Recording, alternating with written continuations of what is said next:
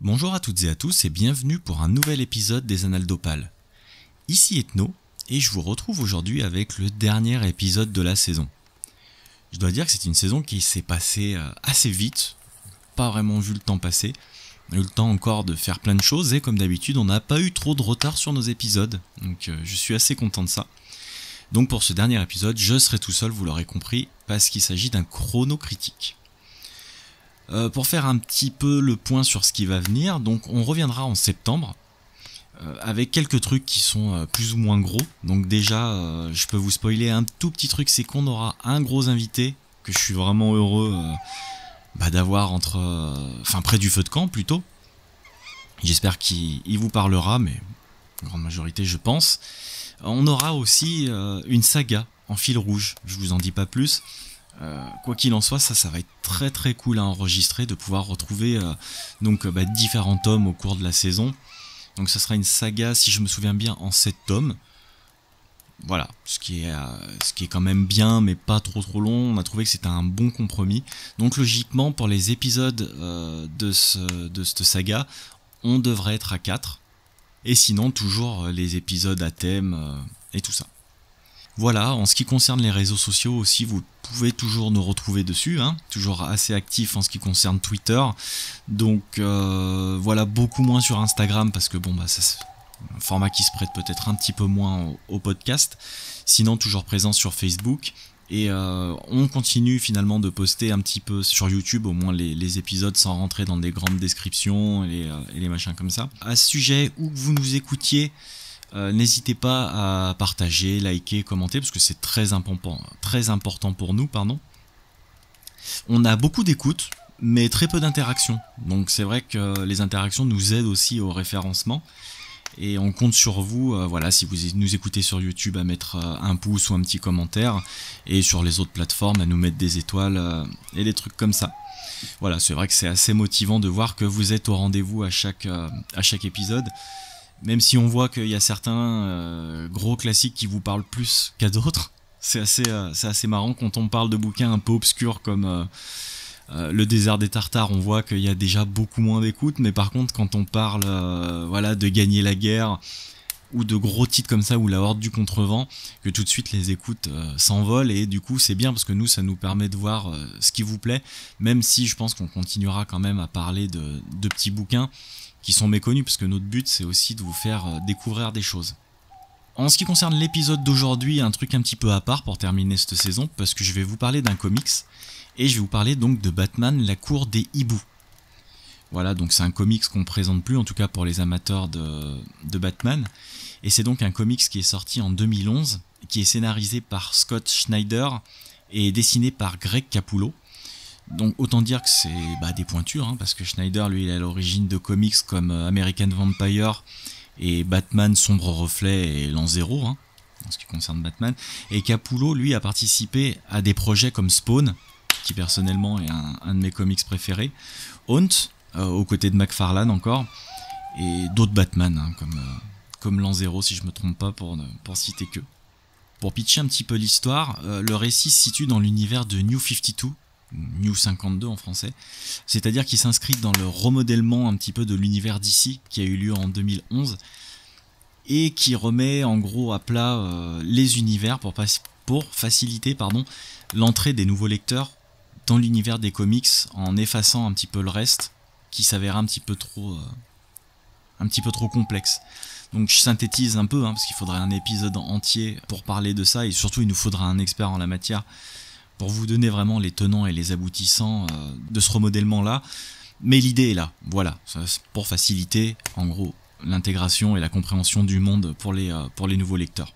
Petit disclaimer aussi, je vais spoiler, parce que voilà, c'est un comics, ça s'étale pas non plus sur 50 tomes, donc j'ai décidé de parler d'éléments importants, même si je vais passer sous silence certains événements. Mais voilà. Pour vous parler un petit peu de l'histoire maintenant, à proprement parler, Bruce Wayne décide d'investir dans Gotham et d'entreprendre des changements avec des travaux d'envergure. Mais visiblement, ça n'a pas l'air de plaire à tout le monde puisque Bruce se retrouve menacé et attaqué par une mystérieuse société secrète qui a visiblement l'air d'être présente depuis très longtemps entre les murs de Gotham.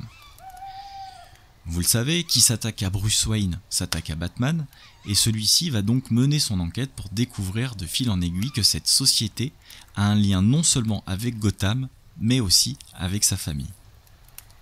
Donc inutile de dire que la cour des hiboux est un indispensable pour Kem le Chevalier Noir, puisqu'en plus d'introduire un nouvel ennemi, il va trifouiller aussi dans les origines de la ville jusqu'à en faire limite un des personnages principaux. Mais il va aussi chercher dans les origines de la famille Wayne, même si ce dernier point est un peu discutable, mais j'y reviendrai plus tard. Donc j'aimerais attaquer sur un des points positifs, un des points forts de la cour des hiboux, qui est le dessin. J'en parle en premier aussi parce que c'est pas trop mon domaine, et je vais vraiment parler en tant que néophyte sur l'effet que les dessins m'ont fait. Puisque voilà, encore une fois, il m'est pas donné de parler souvent de comics, donc à mon niveau, personnellement, je les ai trouvés assez exceptionnels. Parce que j'avoue que moi, en matière de comics, personnellement, je suis pas fan du minimalisme. J'aime les planches fouillées qui dégueulent de détails.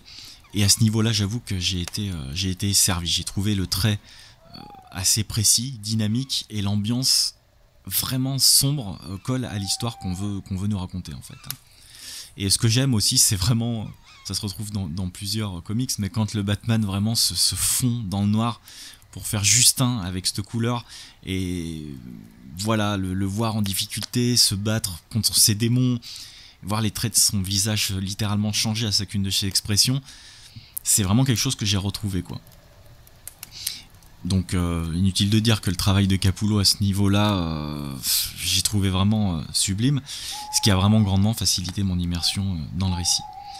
Idem aussi pour la ville, avec ces perspectives vraiment qui écrasent tout ce qui l'entoure. Voilà, Gotham est vraiment un des personnages principaux de ce récit-là, et ça semble parce qu'elle est vraiment très imposante. Il y a vraiment une verticalité virtuose, moi qui m'a littéralement scotché à la première lecture. Et voilà, pour continuer un petit peu sur la ville d'ailleurs, les auteurs n'hésitent pas à nous livrer des secrets de sa conception. Et pour ceux qui se sont battus aussi pour faire ce que la ville est devenue, ce qu'elle est devenue en fait.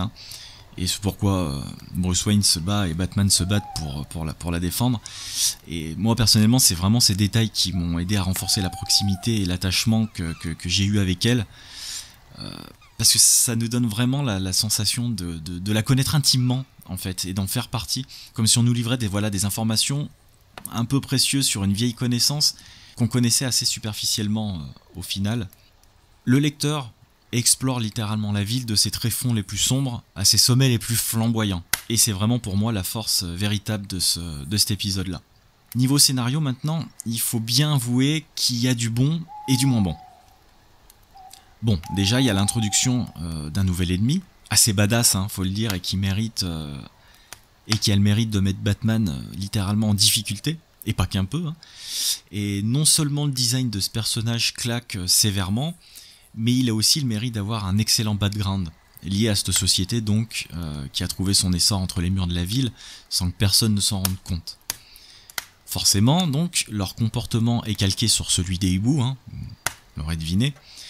Et comment dire, les chauves-souris, les hiboux, tout ça, c'est un peu la merde niveau cohabitation. Il va donc s'en suivre une bataille assez féroce pour la conquête de Gotham.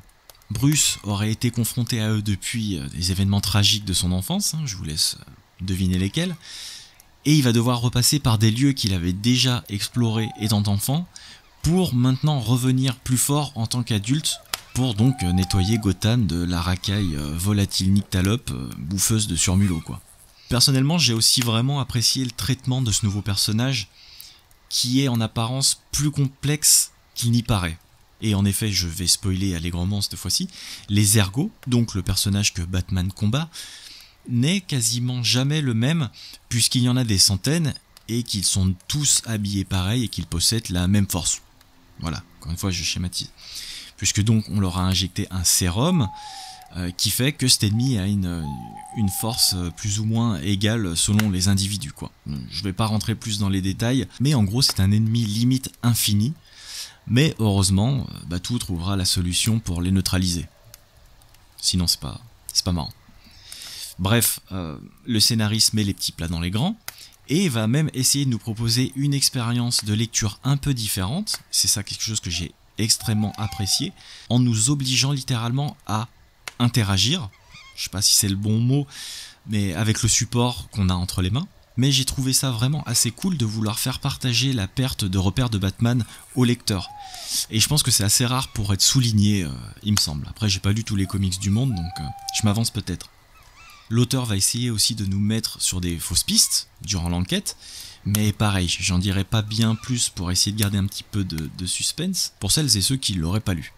On a aussi le droit à l'apparition de plusieurs autres personnages de la Bat Family, comme Nightwing ou Batgirl par exemple, en plus des habituels Gordon, Alfred, etc.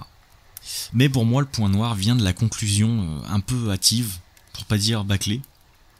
Même si tout le reste de l'histoire s'enchaîne facilement et possède ses moments de bravoure, hein, ça on peut pas le nier, la fin tombe un petit peu à plat, pour ne pas dire est complètement éclaté au sol, malgré donc une révélation assez fracassante. Donc après quelques recherches, il s'avère que Snyder aurait cette difficulté à finir correctement ses histoires, et ici, malheureusement, c'est bien le cas. Et surtout, l'avis est unanime. C'est vrai qu'après avoir lu le bouquin, pour la chronique, j'ai commencé à faire quelques recherches, et c'est quelque chose qui revient énormément en fait. Je pense que ça aurait mérité au moins quelques pages de plus. Voilà, donc un développement final donc aurait été mérité pour approfondir un petit peu tout ça, ou alors de partir sur quelque chose de totalement différent, avec un enjeu final différent, parce que le lecteur attend clairement plus de tout ça. Mais bon, pour vous mettre un petit peu sur la piste sans trop en dire, il s'agit d'un thème récurrent dans les Batman, puisqu'on parle là de famille. On nous apprend quelque chose d'important là-dessus, sans pour autant nous en dire plus, quoi. L'auteur nous laisse comme ça littéralement au pied du mur, et il a peut-être sans doute estimé, nous en avoir dit assez, mais en vérité c'est pas assez. C'est peut-être une des formations professionnelles de lire des bouquins de 400 pages, je trouvais peut-être ça un petit peu court, mais bon voilà, le traitement final est vraiment pas ouf selon moi. Mais ça n'enlève rien que tout le reste du comics est exceptionnel à mes yeux. Donc voilà, c'est pas quelque chose qui vous empêche de le lire, surtout, au contraire. Mais voilà, faut pas s'attendre à un final exceptionnel, encore une fois. Pour conclure donc, c'est clairement un Batman dont l'intention est effectivement d'attirer et de fidéliser des nouveaux lecteurs, avec un triple A assez musclé, mais intense et intelligent surtout, malgré l'imperfection finale. Et c'est d'ailleurs pas pour rien, je pense, qu'il figure parmi les meilleurs Batman, car il s'attaque à un des points cruciaux de la série, tout en introduisant un nouvel élément, et c'est en ce sens que c'est assez intéressant. Voilà, donc je pense que vous n'êtes pas beaucoup de cette chaîne à ne pas l'avoir lu, en tout cas si c'est pas déjà fait, je ne peux que vous le conseiller.